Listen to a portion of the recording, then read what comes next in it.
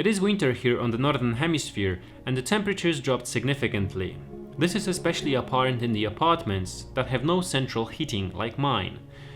The mornings are the hardest because you have to get out of the warm bed to start your day, and I've noticed that my motivation to do so was slowly decreasing.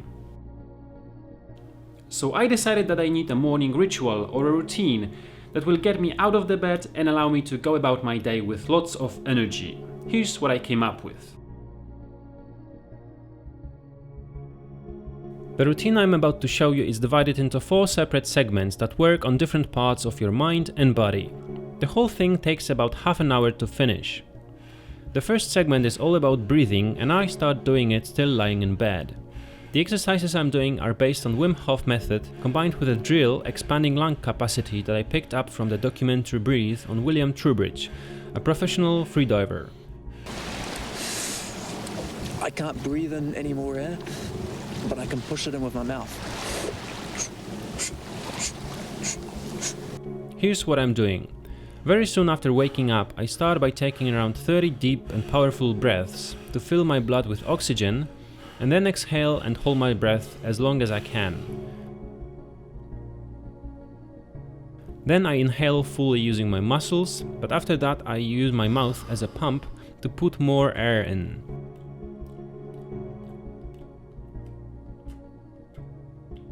I also try to extend my chest and ribs as much as I can to make rooms for the lungs.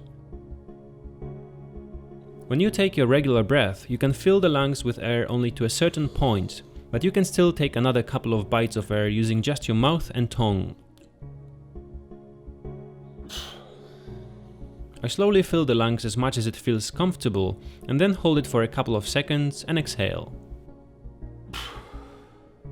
I repeat this cycle 3 times and do the 4th one, but instead of holding my breath exhaled at the end of it, I inhale fully, pump some more air in, and hold the breath again.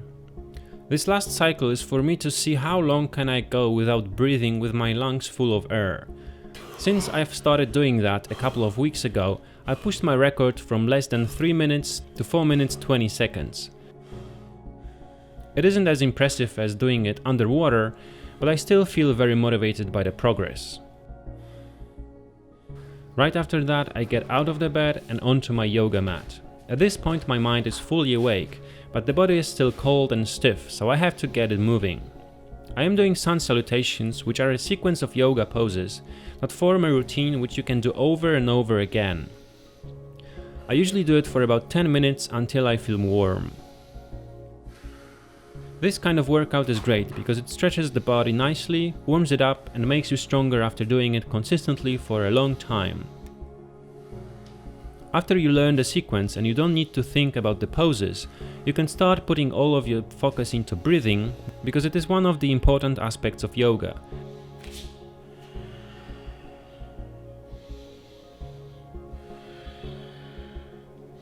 The first 2 or 3 cycles don't come easy, the body feels stiff and weak. However, if you get through the initial discomfort, you begin to fly through all the poses and it feels energetic.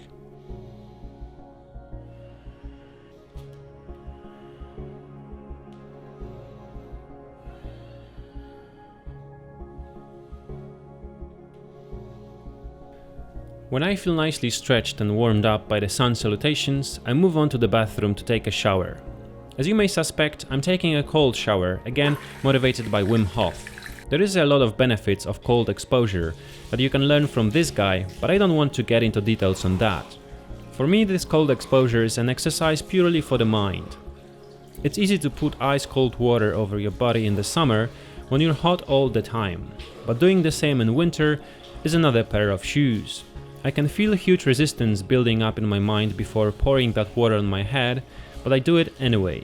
It feels so uncomfortable and unpleasant that forcing myself to do it every day has great benefits for my willpower. If you start your day by doing something as difficult as that, every other bullshit you have to deal with will be easier for the rest of the day. If you didn't let any excuse to get to your mind and justify not doing the cold shower, then doing the same with a workout later that day or eating healthy is a piece of cake.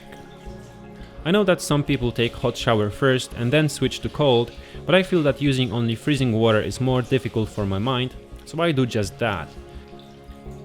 Paradoxically, I'm not very cold after the shower. I feel like the body enters some kind of a survival mode and starts to put a lot of energy into raising its temperature. So when you get out of the bathroom, you actually feel very energized and fresh and not as cold as you'd expect. After the shower, I get right to the last part of the routine, which is doing stomach vacuums. This is a technique used to massage your internal organs and improve bowel movement, but some people do it also to increase the definition of the abdominal muscles. It takes some time to create the muscle-mind connection, so don't expect to be able to do it right away. My routine consists of several exercises. You do them all by exhaling first. I start by sucking my belly in and just hold it for a couple of seconds. After doing 3 holds, I move on to the next exercise, in which you do reps of flexing the middle part of the abdominal muscles.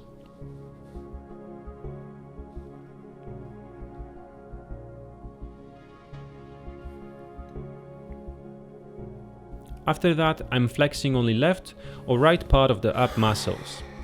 The other half of the belly is sucked in.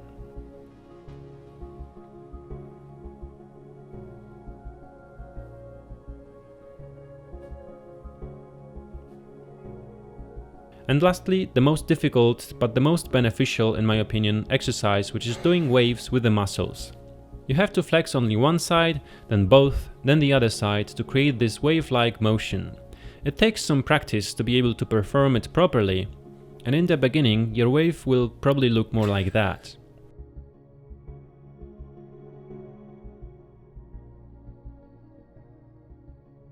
The vacuums should be done with a fairly empty stomach, so morning is the best time to practice them.